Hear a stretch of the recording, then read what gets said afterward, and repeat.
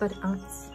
Tur vajag kādu foršu mīkstu otiņu, jo foršāk mīkstāk otiņu, jo labāk. Tādu kārtīgu akvareļu otiņu. Vienkārši nevar tādas lakanās saru otas, tās nedara šim darbam, bet tādu mīkstu foršu akvareļu otiņu. Šeit jau, kur es izplūdināju nedaudz, un tagad to pašu no iekšpuses. Griežam uz riņķi, pludinām, aktivizējam, neaiztiekam pašu to viduci, bet izplūdinam to, kas tur ir apkārt.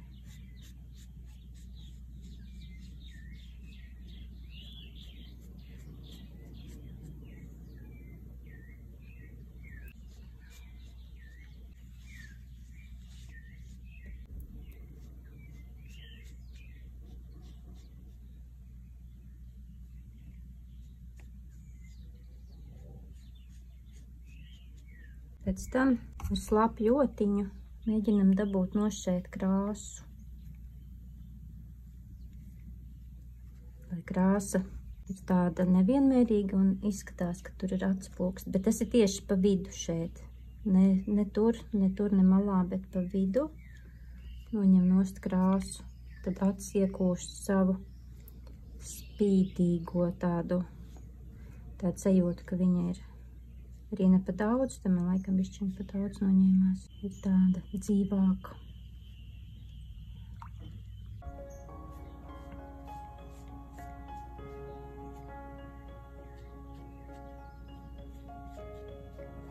Un pēc tam arī šis te laukumiņš nevar palikt balts. Melnumu mēs nekrāsojam par jaunu klāt, bet mēs paņemam no tā, kas jau ir sīmējumā, aizņemamies, jo tur nevajag daudz to melnumu. Un šeit, šī vietā apmēram atstājam tādu, šito arī izkrāsojam apakšā to maliņu, skropstu maliņu.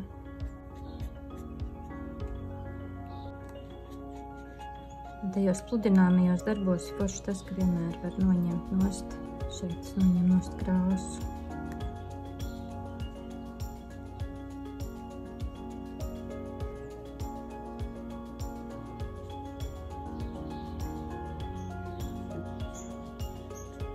Te arī nopludinam.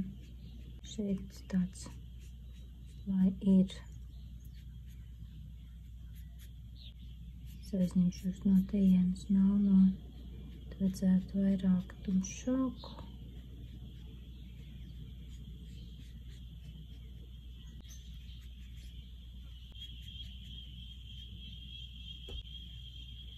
Šeit tad iznāk, kad ir baltums, un šeit šī vietā ir baltums. Jā, tur tāds, lai balts laukums paliek.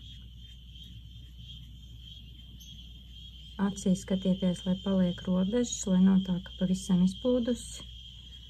Ārējā līnija ir.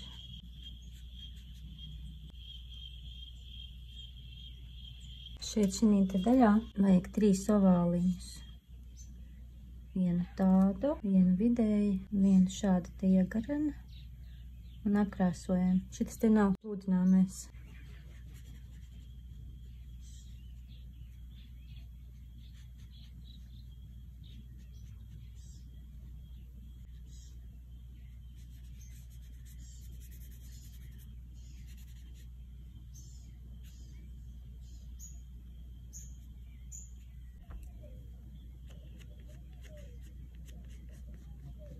Šis ir pludināmais, pamēģināšu, kā ir. Man pietrūkst robežas tām zīlītēm. Un atcerieties, šitien te zīlīte, ja? Plakstiņš obligāti virsū zīlītei. Ja būs nevis zīlītē, bet varavīksnē. Ja viņai būs šeit, tad tas izskatīsies tāds izbolīts acis, bet parasti ir sēž virsū plakstiņš acī. Vienmēr ievērojam to principu.